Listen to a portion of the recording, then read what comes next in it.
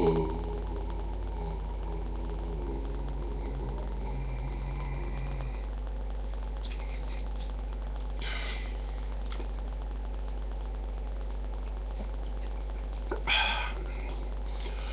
va, sveiki, dar kartą mano brangus, mėly bičiuliai, Kristuje, būduje ir, kaip sakoma, kitose protui sunkiai pasiekiamose vietose. Pradėsiu turbūt nuo to, kad tautinis gedulas, tas trauras, neaplenkė ir manęs. Ir aš irgi taip pat atidaviau savo duoklę tam. 3 paras praleidau užsidaręs tualete, kur nuoširdžiai meditavau už brolio Velionio Vytauto vėlę. Todėl šiandien galiu visus nudžiuginti, oficialiai pranešdamas, kad kartu su kitais dvasios, taip vadinamais pionieriais, mes pravalėme brolio Vytauto vėlei kelią iki pat Rojaus vartų ir net su broliu, su šventų broliu Petru suderinom visas detalės, kad broliui Vytautai ten tikrai priims ir viskas bus taip, kaip reikiant. Va, tai šiandien mes jau galim tikrai atsipalaiduoti ir tęsti savo gražų gyvenimą. O kad tas gyvenimas gražesnis būtų, mes kiekvieną dieną turime mokytis, kažko naujo išmokti. Ir tas gyvenimas tikrai nuolat keisis į gerąją pusę. Šiandien aš pakalbėsiu ne apie tai, kur padėti pinigus jūsų talentų arba kruvinais mozoliais sunkiai uždirbtus. Kas atsitiko, aišku, broliui Vytautui. Kur padėti pinigus, kad, taip sakant, staiga numirus tų pinigų nebūtų jau. Nes paskui kyla rūpesčio artimiesiems, pykčiai visokie prasidė ir taip toliau. Apie tai mes pakalbėsim gal sekantį kartą. Šiandien aš, kad būčiau nuoseklus, noriu pakalbėti apie kitą dalyką. Apie tai, iš kur gauti pinigų. Taigi tie, kurie norite sužinoti, galite dabar įjungti savo diktofonus, pasiimti konspektus ir aš jums to atskleisiu pačius esminius, paties svarbiausio dalyko gyvenime – pinigų gavimo receptus. Atkreipkite dėmesį, aš nesakau pinigų uždirbimą. Aš vartoju gerokai tikslesnį apibrėžimą pinigų gavimo. Va. Visų pirma, mano mėly broliai ir sesės Kristuje, jūs turit giliai įsisąmoninti, kad pinigų tikrai aplinkui yra. Ir pinigų yra tikrai daug aplink kiekvieną mūsų. Bet tik ne kiekvienas moka juos, kai sakoma, paimti. Gauti. Žinoma, galima apiplėšti banką. Galima. Bet tai nėra labai legalu. Sakyčiau, legalu, bet nelabai legalu.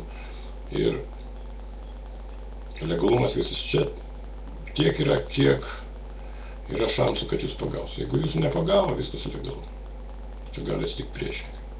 Todėl, aišku, jūs galite išbandyti šitą būdą, jums gali pasisekti.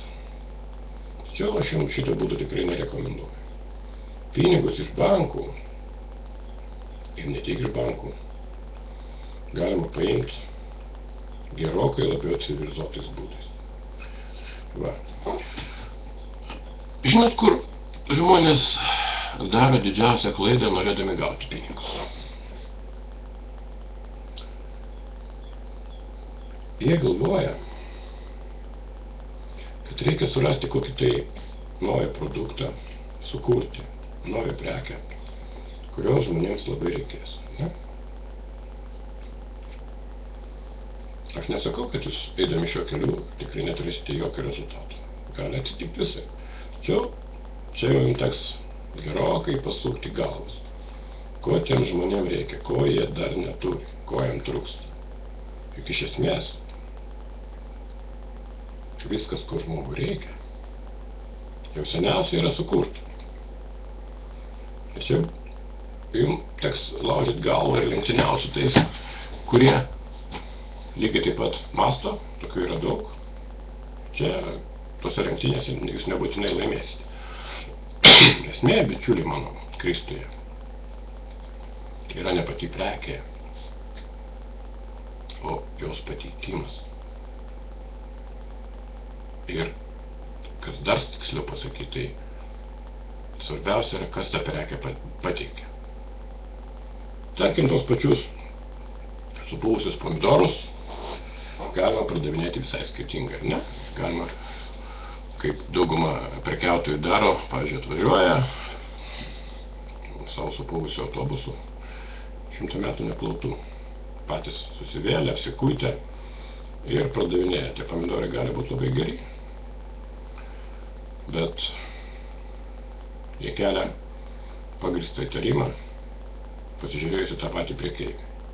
Jeigu jis taip vargingai atrodo, tai kažkas su tais pomidorais gali būti netvarkoj. Ir visai kitoks vaizdelis, pavyzdžiui. Kai važiuoja prie jūsų namų, ištengingas Lexusas, ir jūsų durys skambina, pasibeldžia, iš to Lexuso išlypęs žmogus, tarsi ką tik nulypęs iš madų žurnalo viršelio. Ir kas atsitinka? Jūs tiesiog ištirpstate ir atiduodate šitam žmogui savo paskutinius, ne tik kad pinigus, bet vaizdingai kalbant, paskutinius triusikus. Nusimanote ir atiduosite. Be jokių derybų. Nu, nebent jūs esate paskutinis kretinas, nežiūrit madų žurnalo ir nežiūrit televizijos visai. Bet tokių, sutikite, tikrai yra mažuma ir daug šansų, kad jūs atvažiuosit ir pasibelsit duris būtent tokias, tikrai nėra. Va. Tai va, kaip teisingai sako beveik visi dvasiniai mokytojai, šitoje vietoje aš su jais sutinku, reikia pradėti visų pirma nuo savęs. Tai banalu, aišku. Atsibodus frazė, bet yra ir atsibodusių frazių, kurios yra iš tikrųjų pamatinės, taip sakant, fundamentalios frazės. Bet reikia pradėti ne nuo kokio tai mistinio, vidinio aš, apie ką kalbate visi smeteliai. Pradėti nuo savęs, tikrojo. Nusiplaut galvą vieną kartą, kojas, nusikarpyti kojų nagus, o dar geriau priimti visas procedūras atitinkamas, ar ne, pasidėti šukuoseną ir taip toliau, ir taip toliau.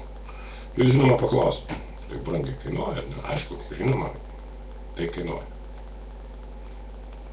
Tačiau supraskit, kad tai yra investicija į save, kuri atsipirks ir greitai, ir garantuotai, ir su kaupu. Iš kur gauti pinigų? Padarykit taip, kaip daro visi. Pažiūrėkit, kaip daro daugumas žmonių, sėkmingų žmonių, lyderių mūsų visuomenės. Pasiskolina pinigų iš draugų, iš bankų, dar iš kažkur. Svarbiausia, jūs nepagailėkite. Pasiskolinkite daug, paimkite daug pinigų. Ir investuokite jos. Nepagailėkite pinigų pramogoms, sporto klubams, kosmetikai, aprangai. Nuo batų iki šukuosenos jūs turite atrodyti nepriekaištingai. Jūsų rankose turi būti moderniausias planšetinis kompiuteris būtinai. Nu, ką čia kalbėti? Pasisamdykite dizainerį, kuris jums papasakos, kaip jūs turite atrodyti. Jūs turite atrodyti pailsėję, geros nuotaikos, spindintis gerovę, turtais ir taip toliau. Tokiam žmogui niekas nesiskirs. Netikit, netidėliokit. Netidėliokit pirmadieniui, tam po kalėdų, po joninių ar po kažko. Pradėkit nuo rytojaus, paskubėkit.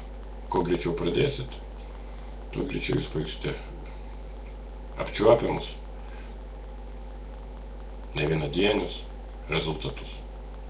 Tai tiek šiandien apie esminį dalyką, apie pinigus, iš kur jų paimti, kaip juos paimti. O sekantį kartą mes apsitarsime kitą taip pat nemažą svarbų klausimą, kaip elgtis, kad pinigai nukeliautų ten, kur reikia. Kaip tos pinigus investuoti protingai, ką su jais daryti. Ačiū visiems klaususiems, iki sekančio susitikimo.